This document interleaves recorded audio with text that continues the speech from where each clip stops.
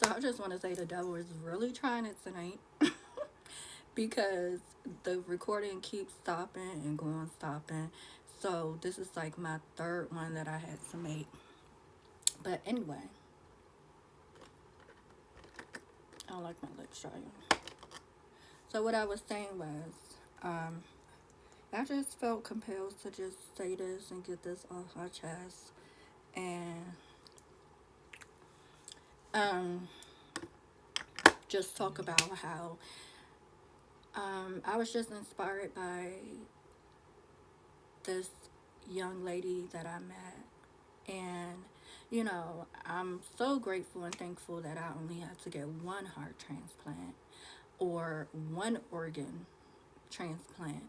Also, I'm also grateful that I did not have to spend time in the hospital pre surgery or pre transplant, that I was able to still be out in the world, experience life, go on trips, um, be a mother to my son.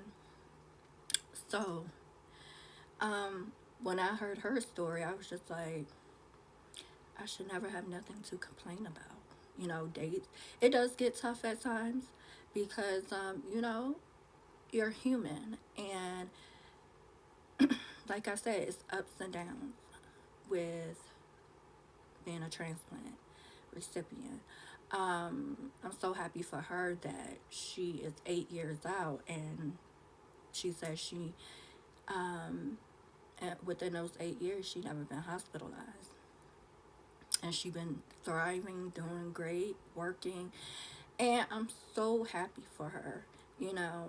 Just to see another young black woman who went through this tribulation, these challenges as a child, and make it to the age she made it to in her 30s, when people or the doctors wrote the situation off to feel like she may not make it past the age of 10.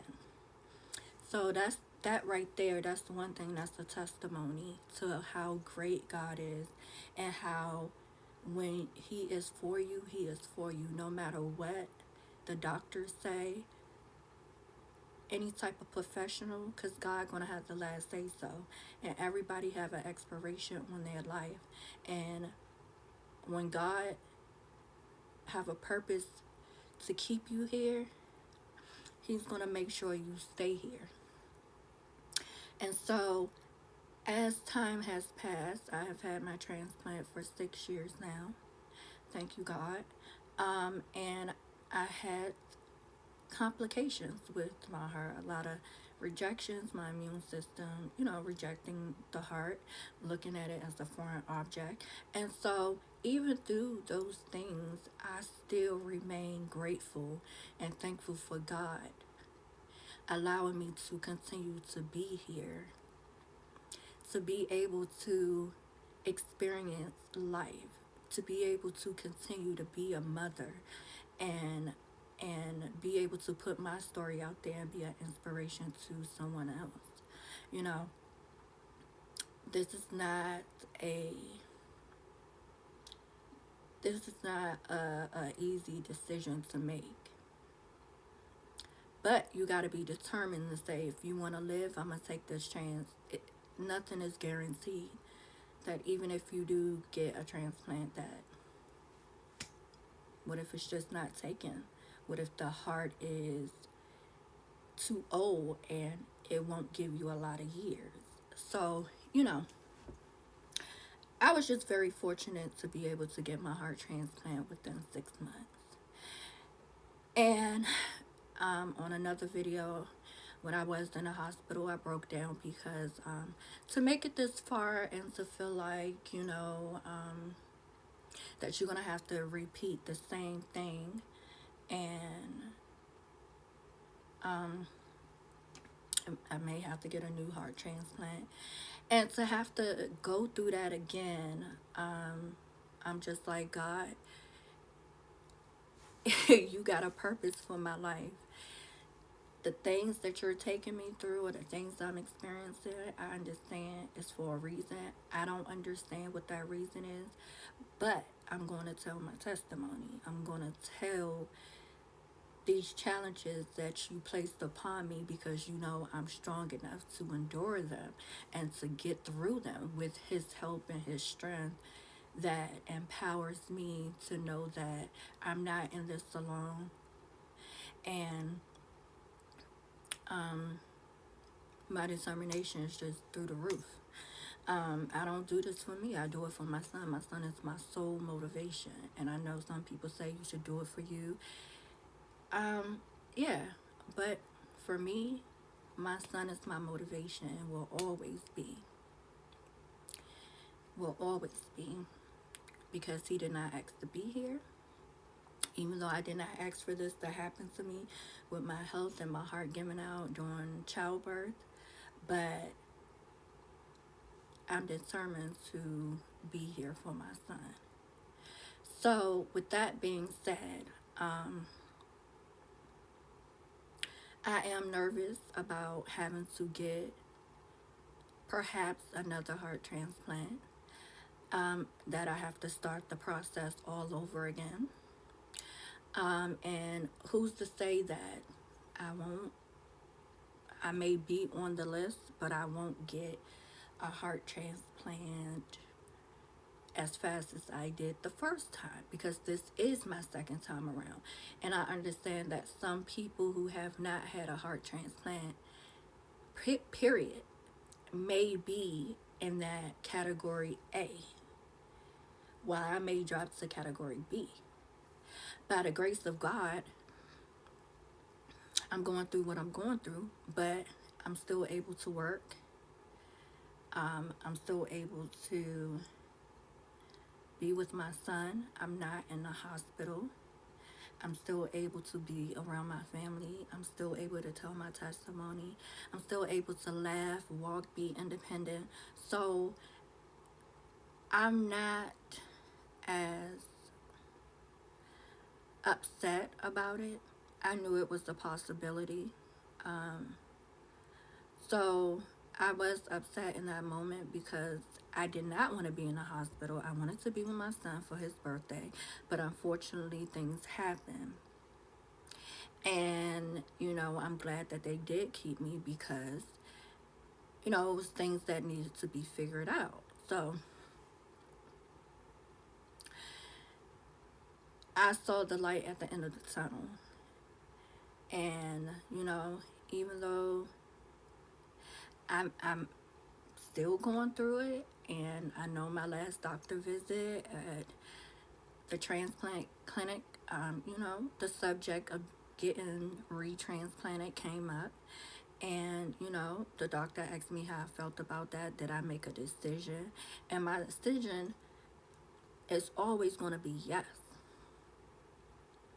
If that second heart transplant is going to keep me here and give me some more years, by the grace of God, blessed in our heart to spare me more years on this earth, then that's what I'm going to, do. I'm just keeping it all in God's hands, and I'm thinking positive, It's good that I won't have to travel up to University of Penn where I got my first heart transplant at. I'm able to be down here and go to a hospital close by and where my family can get to me, and they don't have to travel to another whole state. But yeah, so that's mainly the things that I wanted to just talk about. And I'm on cloud 9 every day that I wake up, and God give me breath in my body, and I'm able to move, go to work. I'm able to plan vacations, live life, because I never want to end up living life in misery or being unhappy or being fearful of, like, just letting it all out. I want to be transparent, but I'm not going to be like, some things I want to keep to myself, which is private. But yeah, I don't want to live in fear, and I'm not going to live in fear. You know, if it's my time, it's my time. But at the same time, I'm not trying to make it my time. I'm trying to do everything I can, follow the doctor's orders and everything else, and keep praying, keep believing, keep putting the situation in God's hands. I know He's going to heal me. I know that because He done it many times before. Many, many times.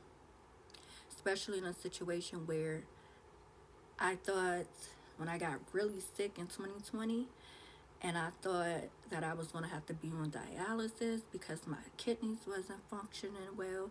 I was really, really sick. But guess what God did? He healed my kidneys, and I ain't have to do no dialysis. And this is nothing but God placing His healing hands on me and watching over me every single night in that hospital. And every night that I'm out at home and, you know, where my peace is, God is watching over me. So this have been quite a journey.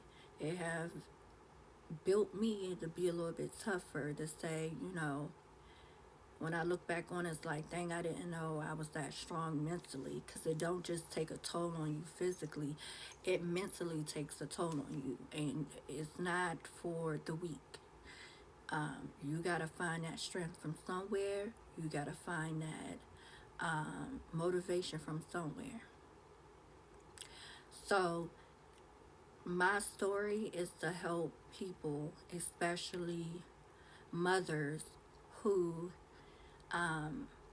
may have caught heart failure from childbirth, you know, and who feels like maybe their life is over, you know, like it could become very depressing thinking about, like, what if I don't make it to see my son get grown, or my child, or whatever. These are thoughts that will go through a young mother's head after experiencing something so traumatic. And I've had these thoughts too. But just being here for another 6 years, God giving me a second chance at life, and I feel amazing, you know. And I may, my working, you know, I may suffer, my legs may be swollen, my feet may be swollen, whatever, but I try not to complain about that, because I could be sitting home not working. And this is so crazy because I was out of work for 5 years after my heart transplant. And I prayed to God that He will heal my body good enough for me to be able to go back to work. And in 2019, God blessed me to return back to work to do what I enjoy doing. And, you know, as time progressed, I needed to hop in a different position and not really carry mail anymore. And look what God has done. He answered my prayers. He positioned me in a better situation. And that's all because, like, I believe in God. I have faith in everything. In my heart, my mind, my soul, my spirit, I have faith, because I'm a walking testimony of what God can do, miracles. So, I just want to say to anybody out there, like, just experiencing depression, or this is, you know, you're contemplating about transplant, or you're going through a difficult time doing your transplant now, just know that it can get better. But you gotta have that determination. You gotta have that, find that strength within to say, I want to live, and I'm not gonna give up. You know, we're gonna exhaust every possibility, and when God say it's done, I know in my heart that I tried, that I did everything that I could do. And I wasn't the type of person to lay back and just settle. That I put my best foot forward. But God got plans for me, and I'm excited. And I'm just happy that with every downfall, when I come out of it, I'm 10 times stronger mentally, emotionally, spiritually. I'm just 10 times stronger. And this is just 10 times, I'm 10 times motivated to just live life to the fullest. So I'm enjoying the place where I am at right now. And if I have to get another heart transplant, and when I go for my interview and meet the doctors at Fairfax Hospital and Nova Hospital, I'm gonna go in there and tell my testimony. And whatever needs to be done is gonna be done. And I'm not gonna be afraid, because my life is in God's hands.